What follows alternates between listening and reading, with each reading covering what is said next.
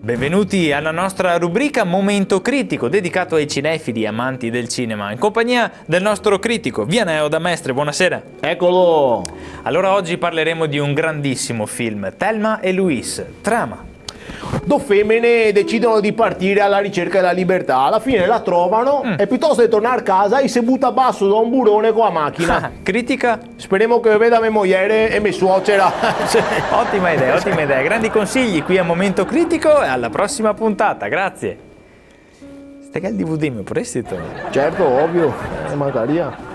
Ciao amore. Bentornati a Il Minuto Politico. Il nostro ospite, l'assessore Ciano Contini, ha preparato per noi e per tutta la nazione un discorso su un tema molto importante. Senz'altro. Prego, assessore, ce li faccialo sentire. Grazie, Ce lo Elsa. faccia sentire. Ho parecchiato un discorso sul tema dell'arte, è un tema di cui, e mi scuso per il termine cui, non dovrei mai dire cui, lei. Ma che cosa sta Dica dicendo? sederi. Sederi, brava. È un tema di sederi, sono molto appassionato, questo dell'arte. Secondo una recente statistica dell'ente regionale statistico per il rilevamento millimetrico delle attività professionali, il numero in Veneto di chi vive di cultura è abbastanzetta. Scusi, ma che rilevamento statistico è abbastanzetta? No, io pensavo pochini. No. Però. Quando pensiamo a chi che sceglie di vivere di arte ci viene in mente un disidratato sociale.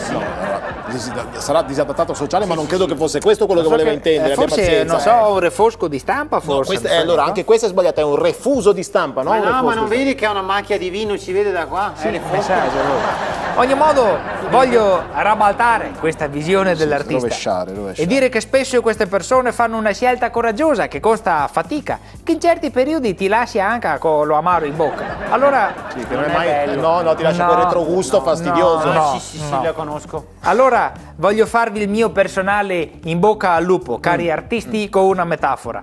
Bene. Sapete, in natura c'è una bestia, la bestia più sfigata del mondo, si chiama Effimera.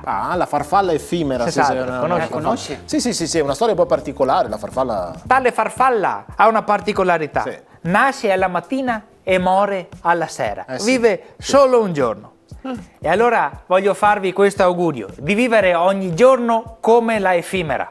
Pertanto vi auguro di morire tutti oggi. Ma cosa stai dicendo? No, nel senso positivo no. Ma cosa, come fai a essere positivo? Grazie.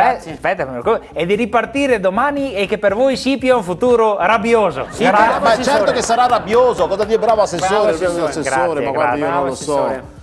Io non lo so, il nostro minuto politico finisce qui. Che poi sono tanto sfigate queste farfalle, perché fanno i funerali domani e non va nessuno che conosce. Chi va?